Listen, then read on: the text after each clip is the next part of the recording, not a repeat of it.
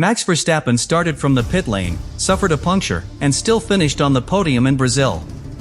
This wasn't just a comeback, it was historic. After the worst qualifying of his season, Red Bull changed his engine, his setup, and their expectations. Even the team said, "We didn't think this was possible." With just 3 races left, Verstappen is now only 25 points behind Oscar Piastri and 49 behind Lando Norris. The championship fight is back on.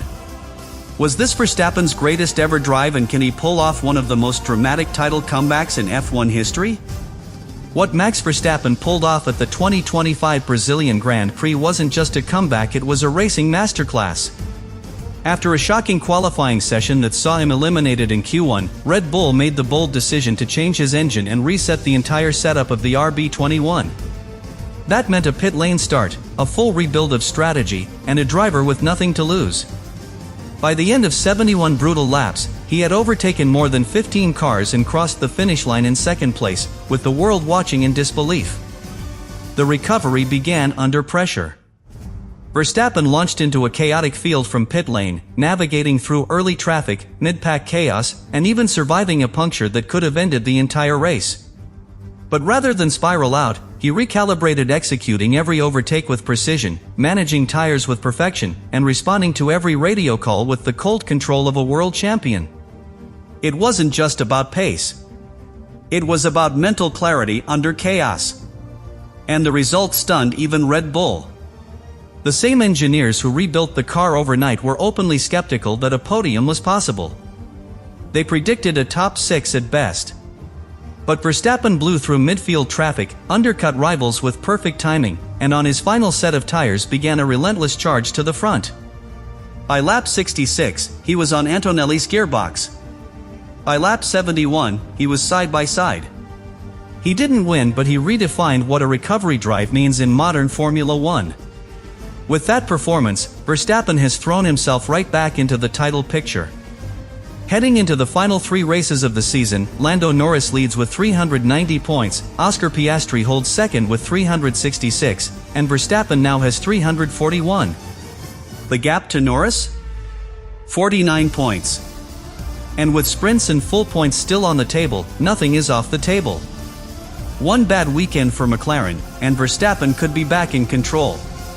But beyond points and positions, this drive sent a psychological message to the entire grid. Verstappen doesn't fold under pressure, he grows sharper. He doesn't need pole.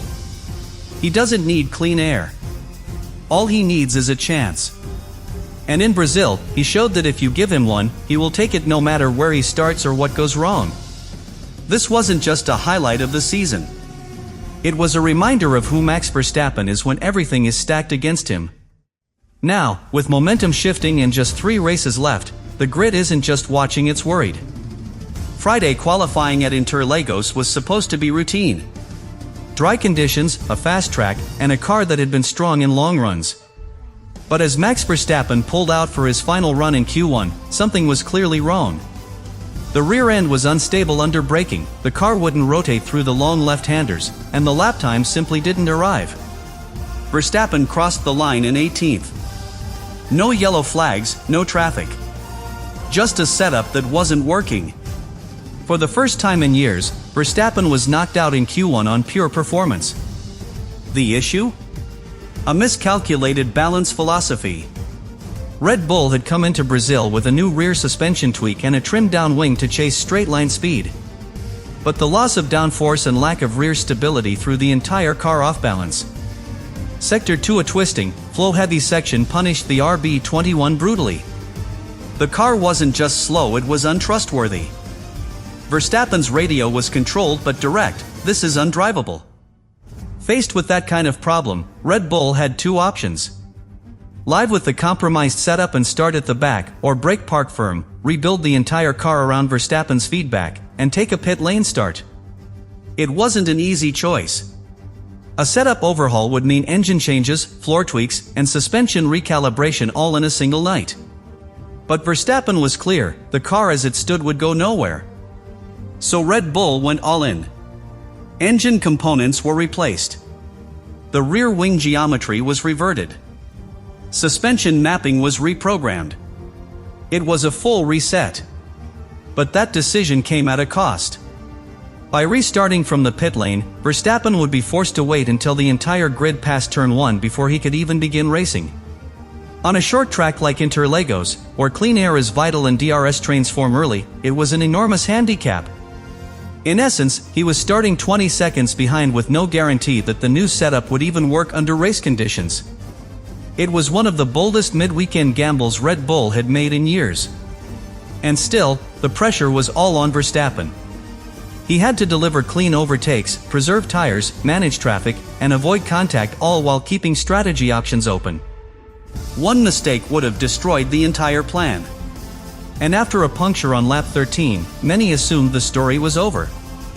But Verstappen didn't blink. He reset, rejoined, and began executing the race of the season.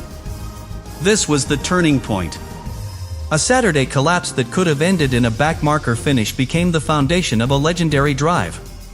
But it didn't happen because Red Bull found a miracle setting. It happened because Verstappen trusted the team, made the call, and then drove at a level few in the sport can match when everything is on the line. The RB21 Verstappen raced on Sunday was, effectively, a different machine than the one he qualified with. Red Bull's overnight changes were drastic: a complete overhaul of the rear suspension kinematics, a softened front anti-roll bar, and a new energy deployment map that prioritized traction over top speed.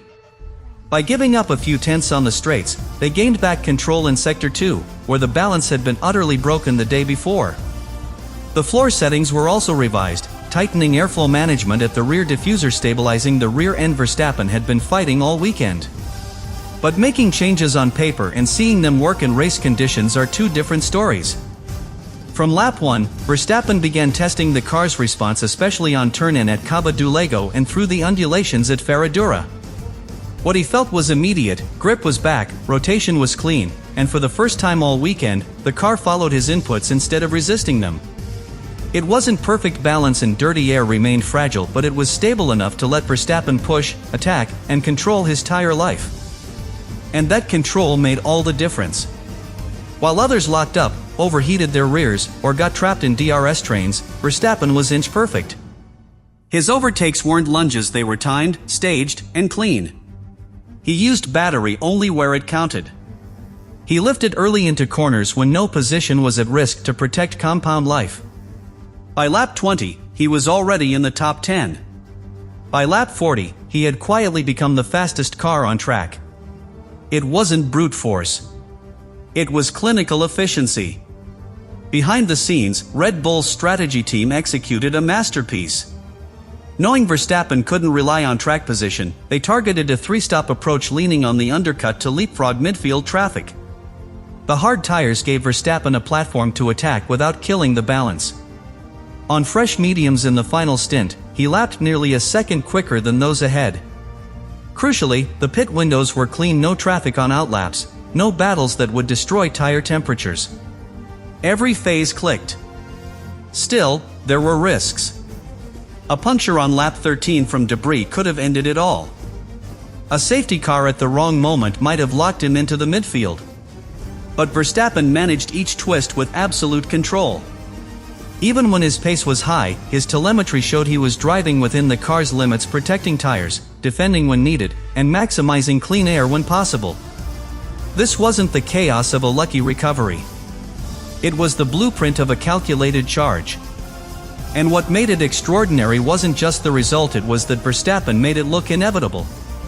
A car that had no business finishing in the top 10 was suddenly beating factory Mercedes and challenging for P2. Not because of fortune, but because the team responded, the setup delivered, and Verstappen executed a perfect storm of engineering and racecraft. Red Bull may have fixed the RB21, but only Max could have delivered a drive like that. With just 3 races remaining, the Drivers' Championship battle has taken a dramatic new shape. Lando Norris still leads the standings on 390 points, but Oscar Piastri's recent consistency has brought him to 366. Now, after Brazil, Max Verstappen has surged to 341. A gap of 49 to the leader may seem steep, but with a sprint weekend ahead, multiple bonus points available, and McLaren beginning to show signs of tension, nothing is off the table. More importantly, it's not just about the math, it's about the momentum. Verstappen's comeback in Brazil wasn't a lucky break or a chaotic rain-laced miracle. It was a controlled, clean, strategic dismantling of the midfield and upper pack. And that changes everything. For the first time since early summer, McLaren's lead drivers are looking over their shoulders, and what they see is Verstappen, pushing harder than ever, closing fast, and thriving under pressure. Lando Norris has been the man to beat this season, but that position brings weight. Now, the expectations are shifting.